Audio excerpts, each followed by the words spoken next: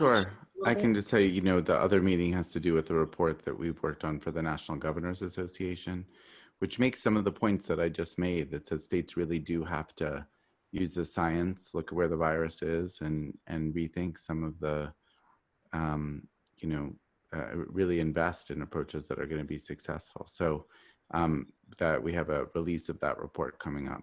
In Maryland and in Baltimore, Johns Hopkins is very, very involved, and Dr. Cooper can speak to this also. We've set up in Baltimore a public-private partnership with the city. It involves Johns Hopkins, University of Maryland, and others working closely with the city in a bunch of different areas.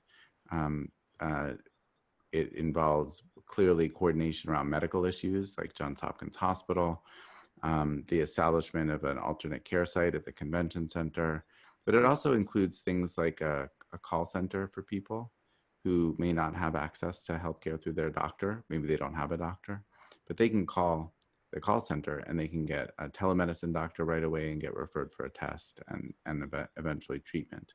So we're creating paths to treatment for people who may not have them otherwise. There's also a big effort to support the social stability of people in Baltimore, including through efforts to expand access to food. And the university is one of the city's partners in that, as well as emotional and mental health support. There's an amazing effort that was actually a grassroots effort in Baltimore called the Baltimore Neighbors Network, where hundreds of volunteers are calling thousands and thousands of people at home to check on them. And there are also volunteer therapists who are on call in case people, really sound like they're in trouble, to bring in a professional to help. And there are many, many students at Johns Hopkins and elsewhere who are participating in that. So it's a broad range of things. There's a lot of work going on with the city health department, the state health department.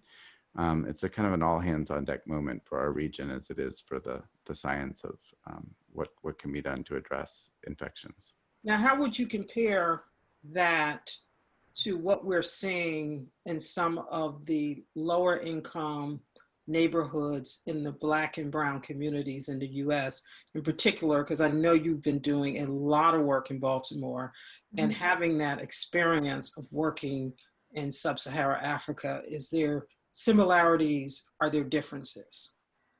I would say there are definitely similarities. A lot of the same issues that have caused people in Black and brown communities in the US to become sick are the same issues that plague poor people, but that's a poor use of a terminology, that have really been a serious challenge to people in developing countries.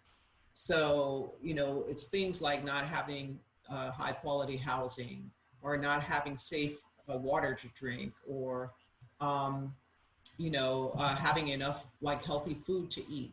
It's not having enough money, to pay for basic resources. It's not having access to high quality education so that they can get jobs that pay a decent wage. So a lot of those things are very similar in sub-Saharan Africa and in Black and brown communities in the United States. The mistrust of authorities is something that we've seen in sub-Saharan Africa as well as in the US. There's a whole legacy of discrimination in this country, and even, to this current day. And so many people in Black and brown communities don't actually trust what's being told to them. They don't believe that this is a real virus, or they may not actually believe that it's necessary for them to do the things that they're being asked to do. So we see some of those same kinds of issues of mistrust and, all of the challenges I mentioned to you across the board. The difference is in the US, we do actually have resources. We do actually have healthcare systems that are there to deliver the care, so that if we actually could get people to the right place, and if these resources were distributed more, equitably, that people wouldn't have those challenges. That's different, in sub-Saharan Africa, where really there are inequities there, but truly they don't have the capacity to handle all of the people that might need care. So I think those are the main differences and similarities that I see.